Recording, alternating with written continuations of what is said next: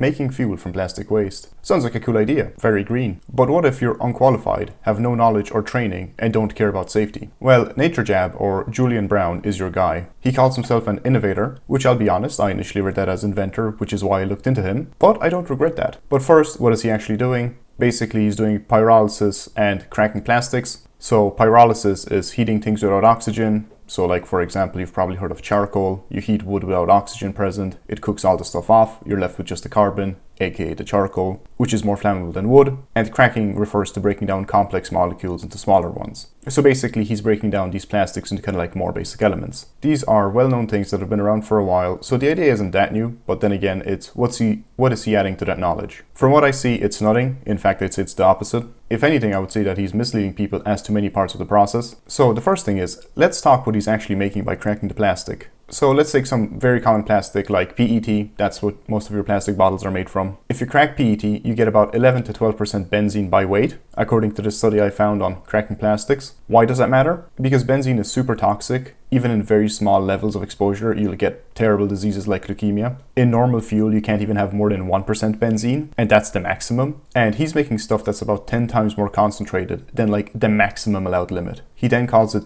diesel fuel, which is a description similar to saying something is a liquid. It's exceptionally vague, as anything that can be used to run a diesel engine counts as diesel fuel.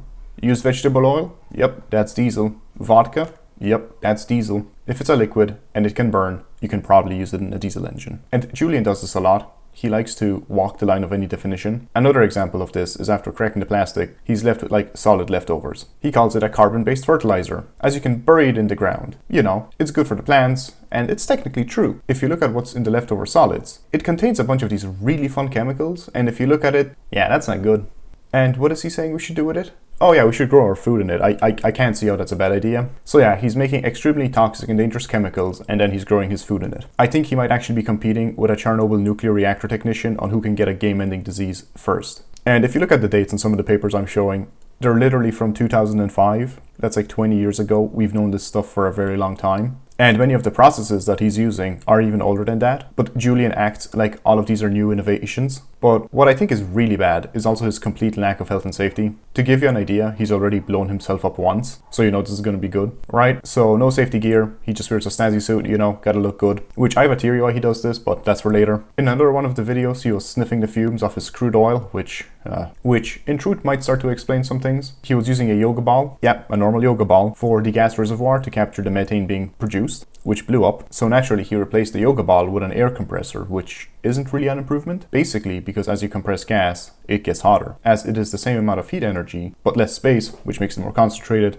therefore it's hotter. Which, if the yoga ball blew up at atmosphere pressure, making a version that is compressed several times over, in my mind, is undoubtedly a worse idea. If the first explosion was bad, then this one will be much worse. And because of a lack of proper health and safety, he got severe burns across most of his body. His entire setup is like made out of recycled gas tanks, which are at least designed to hold pressure, but not pressure and heat.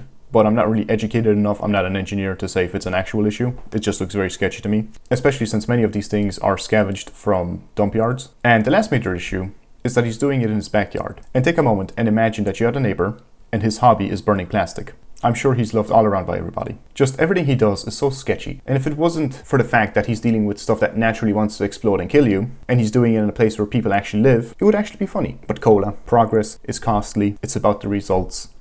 So let's see what they are. And they're really bad. To me, it seems like he either struggles or tries to cover up the basic concept of you can't create energy. So let's use an example. So here's a post from Julian. Let's say we have 30 kilowatts of energy and 43 kilowatts of energy and 10 pounds of plastic. As in, if we burned the plastic, it would release that much energy. So we use the 30 kilowatts of energy to crack the plastic. We now have 20 kilowatts in liquid fuel. So you put 20 over 73, that gives you 26% efficiency, which is pretty bad. But you see, Julian doesn't do it that way. He doesn't count the total energy. He only looks at energy in and output, right? So he puts in 30 kilowatts of power and gets 20 kilowatts worth of oil. Also note, he says he's making crude oil. It is not crude oil. Whatever he makes fails the basic definition of crude oil. I just don't have time to get into it. 20 kilowatts over 30 kilowatts of input, which is 66% efficiency. And he's calling that good, like shared and use good. 66% efficiency is still pretty bad. Like at this point, just burning the plastic would be more energy efficient and probably release less toxic chemicals, because you get twice the energy of the oil without having to add any power. Which, if burning plastic seems like the better option, then whatever you're doing just does not sound good. Which ties it back to his snazzy suit. I think he's just watched a little bit too much of Rick and Morty and he wants to roleplay as a scientist. You look at him, he dresses like an old-timey scientist. And the fact that he chooses aesthetics over safety is to me a clear sign that he just wants to seem cool and smart than to do actual science. There's also a few more things about Julian, like how he likes to make videos where he's like, the CIA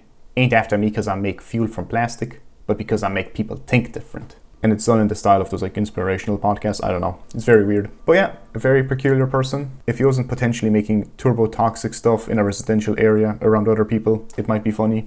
Like if he was really into smoothies and he was trying to build the best machine for it, sure, go for it, like, you know. But this stuff, I don't see it ending well. But yeah, if there's anything else you want me to look at, let me know.